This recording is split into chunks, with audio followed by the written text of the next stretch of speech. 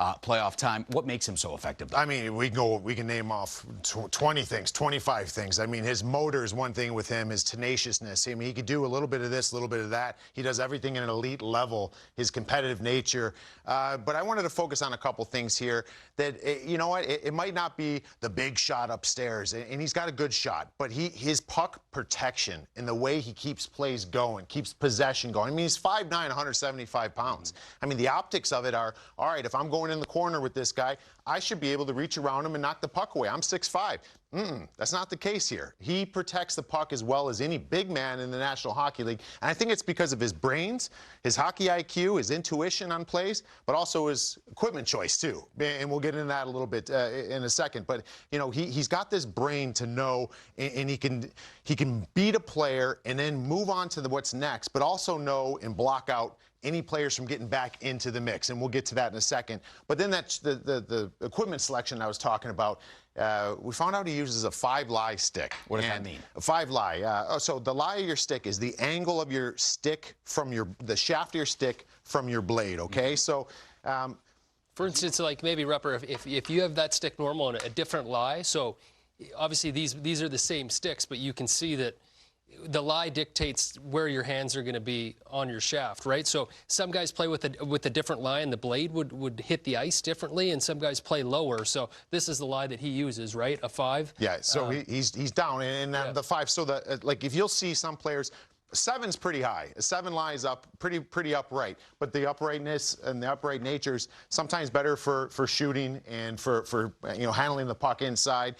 The lower lie keeps the puck in front of you, low deep skater, and that's what Brad Marchand is. So he's got that lie of a 5, but then he also has. It's really interesting. He's got a pretty normal curve, but he's got a mid-blade curve that like kind of cups. Almost, right? It's a pocket, exactly. So when he goes to protect the puck, he puts his body in a position to protect it, but his equipment's protecting it too, because he'll turn and that puck is just nestled in there, and it's in that little pocket. So he doesn't have to think, he doesn't have to look down. He just knows I've got it in a safe spot. That's the key, is not looking down, right? Because all of a sudden, if that puck's not in a pocket and it's going to roll off your stick, it's the best players in the world. You still have to look down. You still have to know where the puck is. Peripheral vision is a huge part of it, but even the best in the game, they add an extra stick handle sometimes when it maybe isn't too efficient. And the other point about Brad Marchand, and the crazy thing when we talk about his lie and the fact that he's got maybe the puck out a little bit further, and of everyone in the NHL, I think he might be the best player in the league of playing in here with the puck. Which almost doesn't make sense. It doesn't make sense. If he had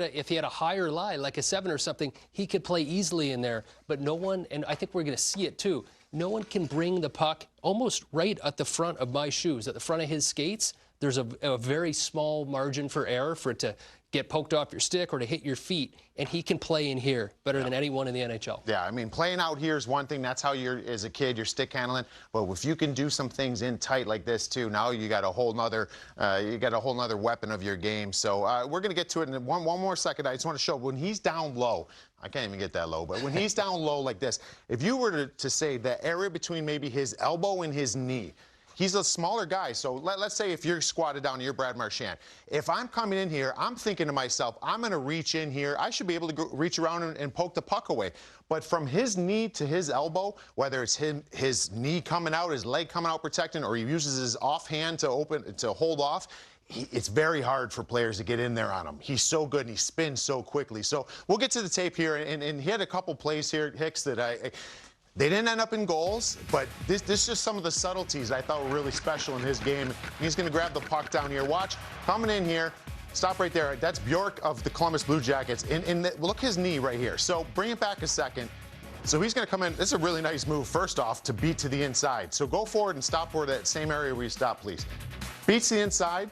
Now, in his mind, this has all happened really fast. He's looking at the next play. He's got to play on net, but he also wants to make sure that Bjork can't get his stick back involved. Watch this left leg push out. It's pretty violently pushes out to block that stick, swings around. Look at that stick, hits him on the knee. So he's going to sit there. He's going to put his leg, bang, out like this. So the stick coming in, hits right here. He blocks it off. He still got it. Great puck protection. Makes the play go into the net. And I'm a defenseman, Rupper. So, like, when we go back, my first instinct, you see so many guys that can do this. They can do the first part of it. If I'm the defenseman, I'm Bjork. I was a left-handed player. I've been beat by Brad Marchand more than I'd like to admit. Your first instinct, you get beat, that's okay. I still got my stick, and that's what you're talking about. Automatic instinct for Bjork. Immediately, I got beat. No big deal. I can swing, and chances are I'm going to get enough of a piece of it, but that's that blocking out like you talked about with his leg. He's anticipating that before Bjork even has it in mind. Yeah, so that's where the brains come into play, and then we'll just roll it forward and we'll go to the next clip, because this is another one where it's a little bit of the puck placement that you said by his feet. Beautiful move here on David Perron, and we'll bring it back again. Just makes this look so clean. Let's just even stop it right here. Let's just look at the picture, and this is how special Marchand is. You've got Marchand going down. I mean, you've got a Bruins player coming up the wall. There's really no Boston Bruins player in this picture. You've got 4 Red Wings players. Watch how quick this play turns into a great opportunity for the Bruins. He's going to come in here. Watch his feet right there. Shield off, Perron, keep it moving, roll through. Look at his play to the net. How much ice he creates there because he protects it. He knows contact's coming, and he just sits there. I don't even think I could do it. I can't do it in my sneakers for sure. But he just, watch this.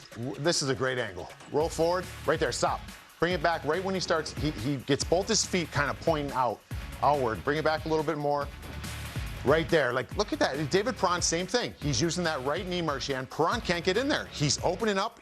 Tucks that right knee out. He's like, cool, and he's moving at a pretty good pace, where that last-ditch effort by Perron's stick coming in gets negated. Marchand rolls off, comes down, makes a big play. And in David Perron, we're talking about not the same player, but as far as puck protection goes, undersized guys, a right-handed shot, maybe does the opposite thing on the opposite side of the ice just as good, not as good as Brad Marchand, but with the best in the league. And defensively, too, he understands that. He picks a lot of pucks, so this is a calculated move by him, but Brad Marchand knows that. He's seen it before. Look at this, and just keep it rolling. I mean, just beautiful how it just turns.